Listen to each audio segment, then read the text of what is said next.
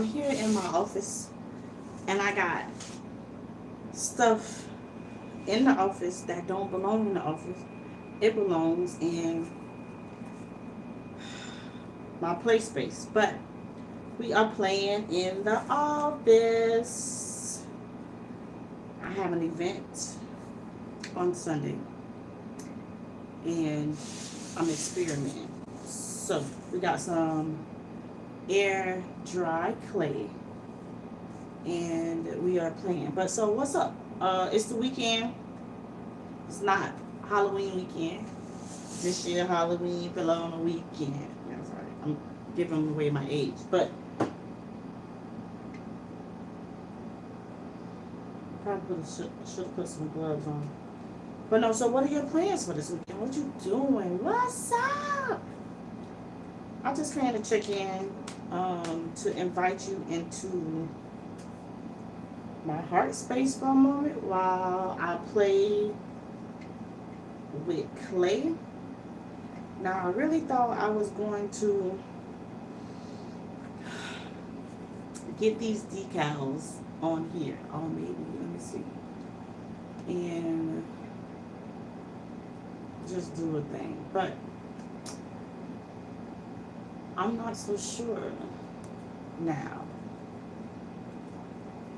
of what I'm supposed to be doing or what I'm doing. But that is the cool thing about playing with clay, because you don't have to have all the answers. I don't have all the answers when I'm just playing and I'm exploring, which I think that we've forgotten how to do as adults. Honestly, I think we forgot how to play. And so I am here to show us, remind us what that can look like. So I think I kind of figured it out just that fast. Thank you for helping me figure that out. So I wanted the background to look like tie-dye, but I kind of got the effect going on, but not so much.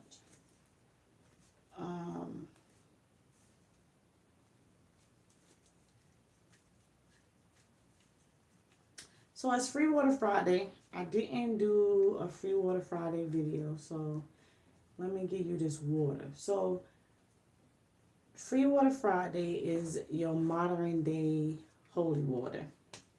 It is just a short, quick message so you don't keep sinning against yourself. Yeah. It's been taught to us, don't sin against God, which that's the whole thing, but you take that up with you and God. But what about sinning against yourself? How much sinning against yourself have you done, possibly without even knowing that you've been doing it? I know I did. I'm talking about it because I know about it. I don't normally talk about things that I don't know about. I'm always open to learning something, but I ain't usually talking about stuff that I don't know about.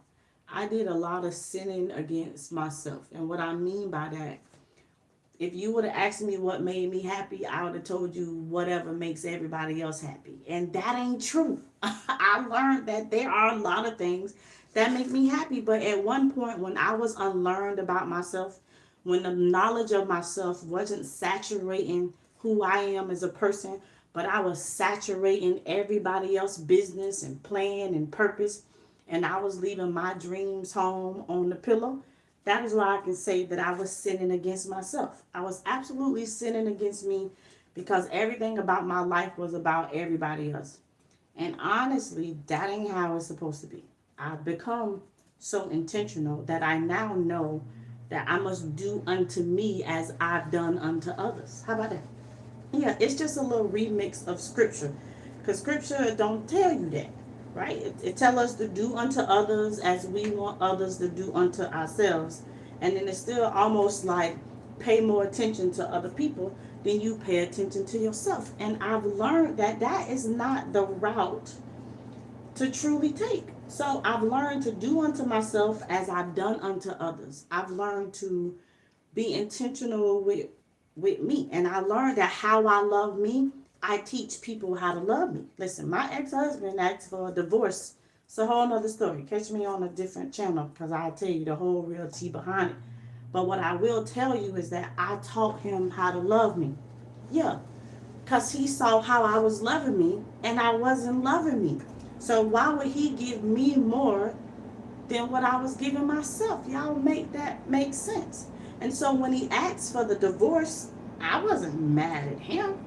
I really had the opportunity to finally check myself and get to know myself. And that's where my first book came from, Finding Sierra. I took the opportunity of using that divorce to work for my good. Yeah. So in that moment of having a divorce, I figured out how to just to check in with me. And I realized that I was doing more for other people than I was doing for myself. And that I really taught my ex husband how to love me and how to treat me because how he watched how I treat myself. How am I supposed to demand he love me in a way that I'm not loving me?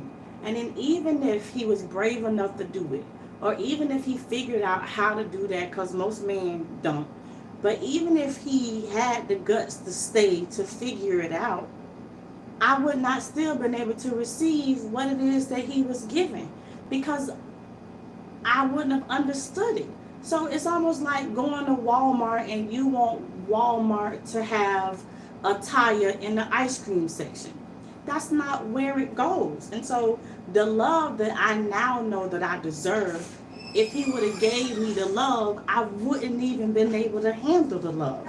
So therefore, hi, how are you? So therefore, he could only give me according to what I was giving myself. And so I wasn't mad at him when he asked for the divorce and he said he no longer wanted to be there. I took that as an opportunity to truly love me in ways that I was trying so hard to get people to love me. That's what I did. And then I wrote a book about it. And in the book, which he was scared to buy, it wasn't even about him because I wasn't bashing him. I wasn't trying to bash him as a man, as a person. I was trying to find Sierra for the first time in my life. And so since I felt like I was in a